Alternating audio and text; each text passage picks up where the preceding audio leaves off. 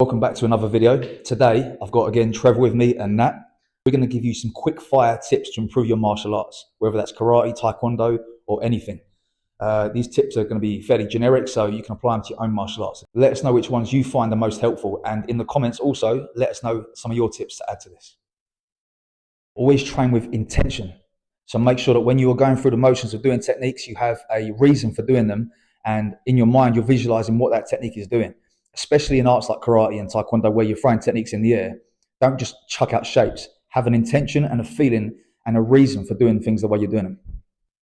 Make sure you are stretching every day. Flexibility is one of the keys to having good martial arts, so make sure you're consistently putting in the work and opening up those hips.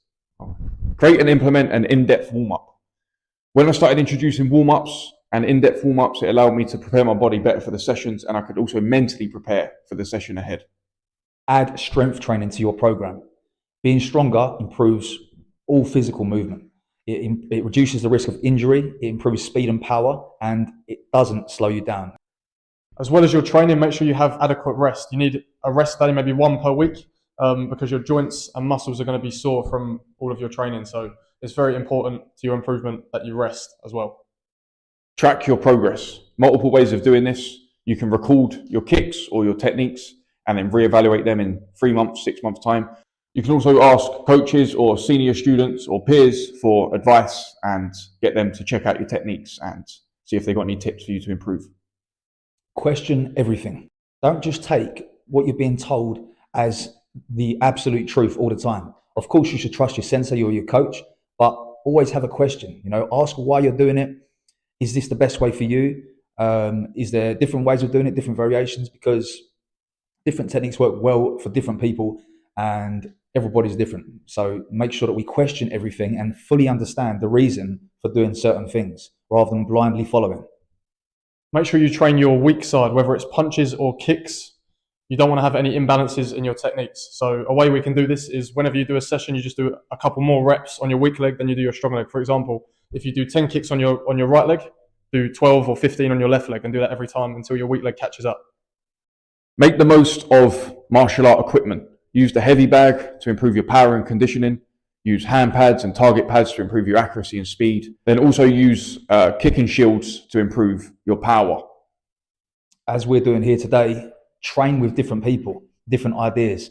Trevor does taekwondo and a few other different things, and I've got experience in a few areas, and that's got different experiences.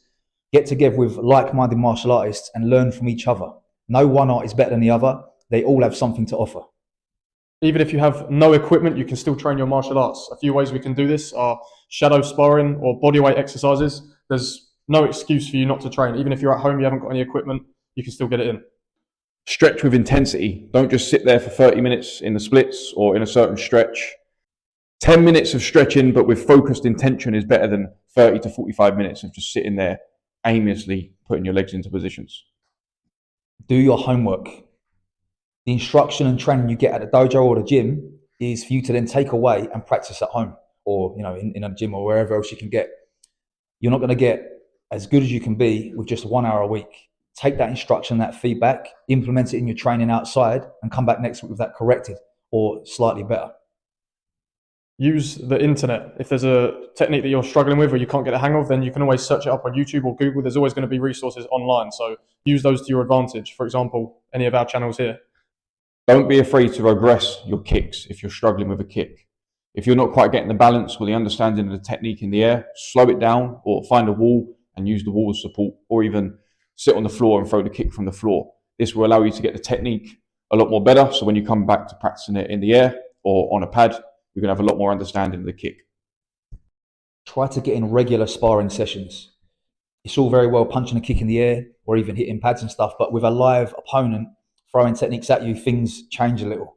And learning the timing and distancing and how to react to an opponent is important. So make sure you're getting some kind of sparring in on a fairly regular basis. Work on conditioning your body. So especially if you're doing regular sparring sessions, you need to make sure that the points that you're hitting with are conditioned enough that you can hit without getting injured. For example, your shins, knuckles, make sure you're training to improve the strength of your body as well.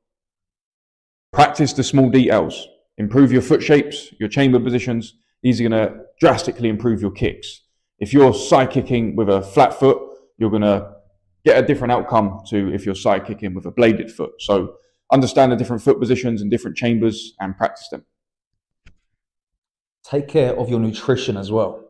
Not often spoken about in martial arts, to be honest, but being careful what you're eating and fueling your sessions and recovery after sessions is important.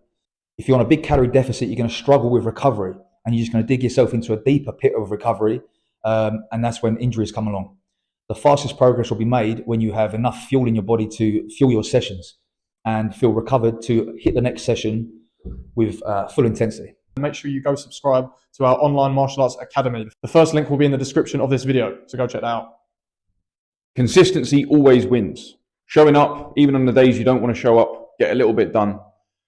Because 1 or 2 times a week with intensity, if you're going 4 or 5 times a week, you're always going to get better results through that. So loads of tips there. Hopefully there's something there that helps you out. Don't forget, drop your tips in the comments below and also let us know which ones you find the most useful. Thanks again to Nat and Trevor for joining me on this video. Check out their channels and check out that Patreon if you're interested as well. And I'll see you next time.